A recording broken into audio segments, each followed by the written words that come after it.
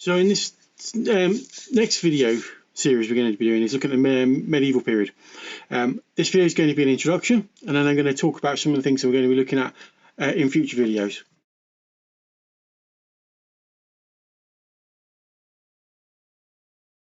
Between the 12th and 15th centuries, medieval Britain and Europe witnessed a series of turbulent episodes that reshaped both political, social and cultural landscapes of the realms.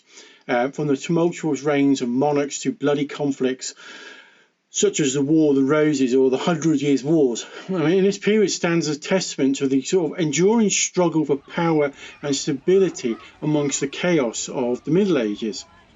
In the 12th century, in Britain, it opened up with what was called the Anarchy, it was a period of profound instability. And it was triggered by a disputed succession between Empress Matilda and King Stephen. And England descended into what was basically a civil war. The conflict ravaged the countryside, with barons and lords seizing castles and estates, plunging the realm into lawlessness and uncertainty. The struggle for the throne tested the resilience of the English institutions and laid bare the fragility of the royal authority at the time. Then, in the 13th century, around 1215, King John's tyrannical rule provoked a rebellion amongst the English barons, commonly known as the Barons' War, and it culminated in the sealing of what was called the Magna Carta at Runnymede.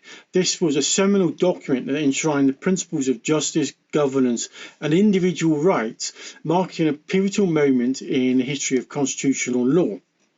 However, the aftermath of Magna Carta saw continued strife between the monarchs and the barons, and it erupted into a series of conflicts known commonly as the Barons' War, with figures like Simon de Montfort seeking to challenge the royal authority, leading to the emergence of parliamentary representation and what is the beginnings of what was the English constitutionalism.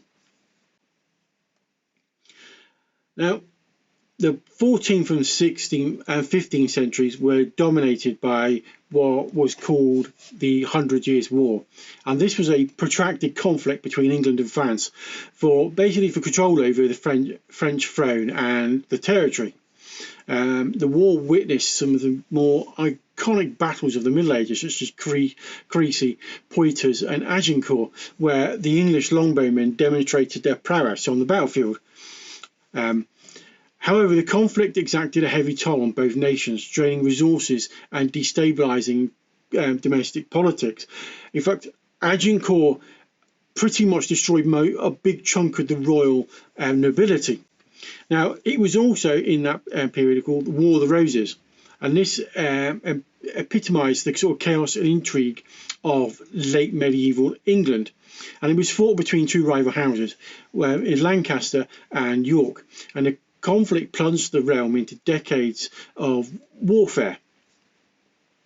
Figures like Henry VIII, Edward, Richard III, they all vied for the crown, with battles such as Towton, Bosworth Field deciding the fate of the nation. The War of the Roses left a legacy in bloodshed and betrayal, ultimately culminating in the rise of what was known as the Tudor dynasty under Henry VIII. Henry VII. Sorry, not 8th. Now, the period between 1100 and 1500 was marked by a lot of upheaval and conflict and transformation in medieval Britain. The turbulence of the anarchy to the Wars of Roses. These episodes shaped the trajectory of English history and leaving an indelible print of the nation's collective memory. And as we reflect on these chaotic periods, we gain an insight into the resilience of human spirit and enduring quest for stability amidst the shifting tides of the Middle Ages. And then if you add into that, back in the middle of that, was the period known as the Black Death, which was a disease that ran rife through the world and pretty much decimated the populations in lots of countries, especially in the UK, and that changed the medieval landscape as well. So what are we going to be looking at in these next few videos? Well, we're going to be looking at some rules and what's available out there, and different types, so from large scale to skirmish. We're going to look at some of the miniatures. We're going to look at some of the battles and the conflicts that occurred, not just in Britain, but in Europe and in parts of the Asia. So we're probably going to look at Genghis Khan. We may dip our toes and look at in Africa, because there were some large medieval nations that arose within Africa during this period. And you could probably say that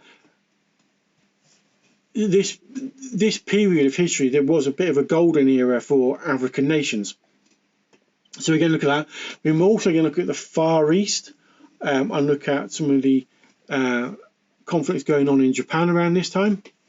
And then we're just going to generally look at what we can do wargaming wise, and how some of these things differ.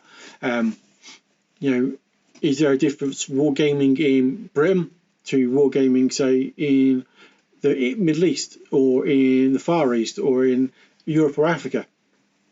Does that change the dynamics, the warfare, and the types of armies that grew up in those different areas? Anyway, that's all for this week. Don't forget to like and subscribe, and I'll see you next time.